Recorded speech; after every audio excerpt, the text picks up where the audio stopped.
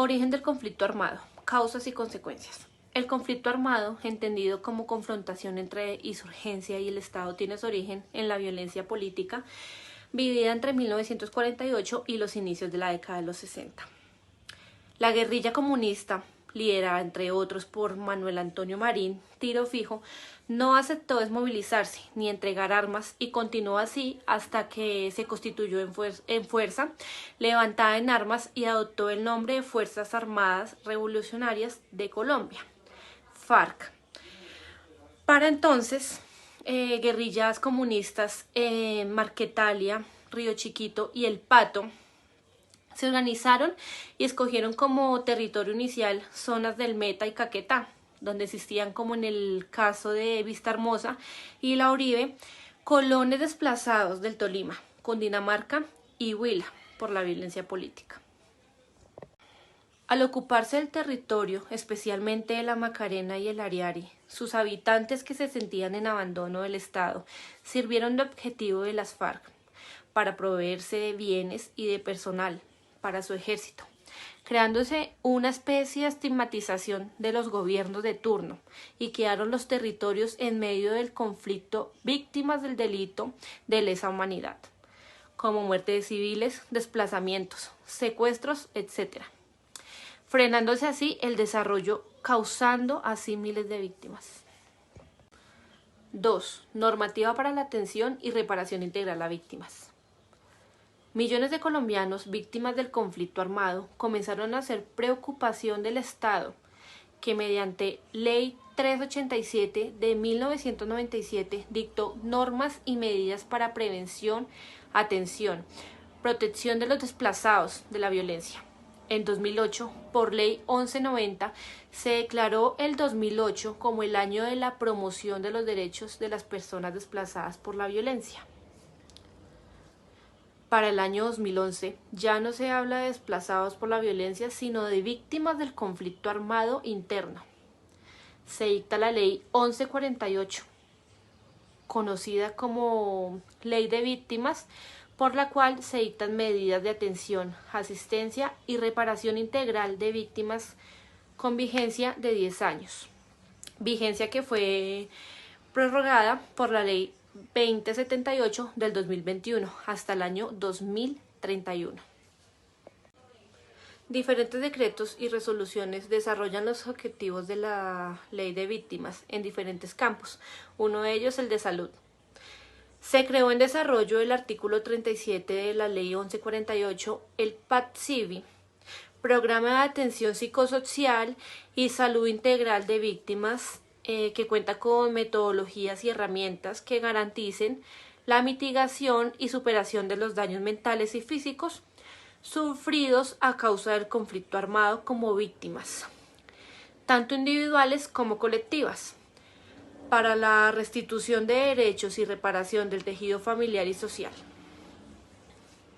La Ley de Víctimas sirvió de base para que en la negociación de La Habana se tuviera un punto especial en el acuerdo de paz, dedicado a las víctimas como centro de acuerdo.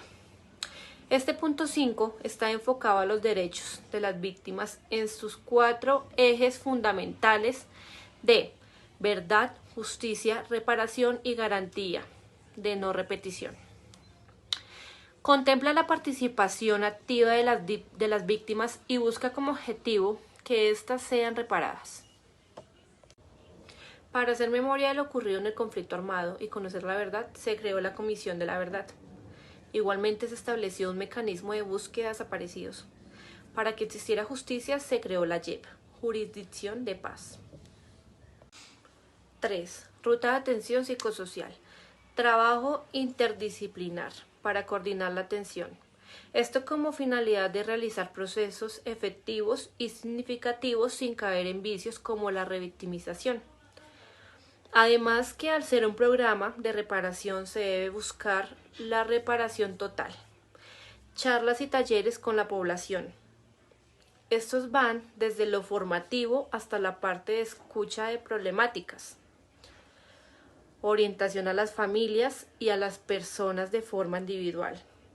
Esto se debe hacer por medio de visitas domiciliarias y con profesionales idóneos que permitan un acompañamiento integral en la parte psicosocial y de las emociones, así como ayudar a superar y abordar situaciones propias de la situación en la que se encuentra. 4. Ruta de salud integral. Estas deben ser enfocadas a la atención y prevención de situaciones de salud que puedan no presenten las comunidades afectadas. Al igual que la ruta psicosocial, estas requieren de un trabajo interdisciplinar para lograr una cobertura idónea. Se requiere una afiliación al sistema de salud nacional. Se debe hacer una valoración inicial. Si durante la valoración se encuentran problemas de salud, estos se deben atender por medio de especialistas y con traslados de ser requerido. También se debe realizar un trabajo preventivo, así se minimiza el riesgo de padecer alguna patología.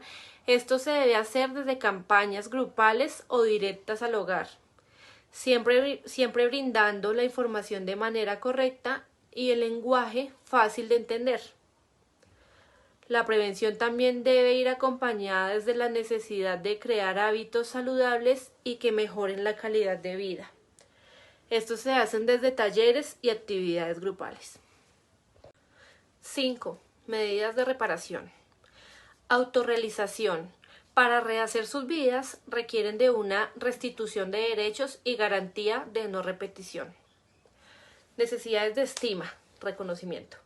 El apoyo psicosocial se debe hacer desde la no victimización y en pro de mejorar la calidad de vida de este grupo de personas, siempre con acompañamiento profesional. Necesidades sociales, afiliación. Deben ser reconocidos por el Estado y ser partícipes de los procesos de reparación, para así empezar a retomar sus vidas y el control de las mismas.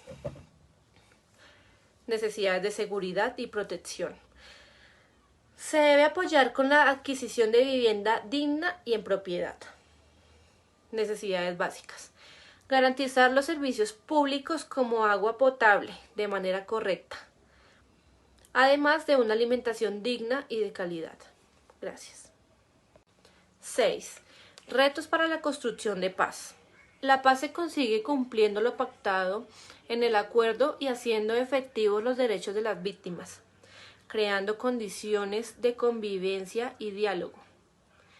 En el caso de los territorios como Vistahermosa, que fueron de colonización en prioritaria, la implementación de la reforma rural integral y en el acceso a los bienes públicos como son la educación, salud, el ambientamiento sano y las obras de infraestructura.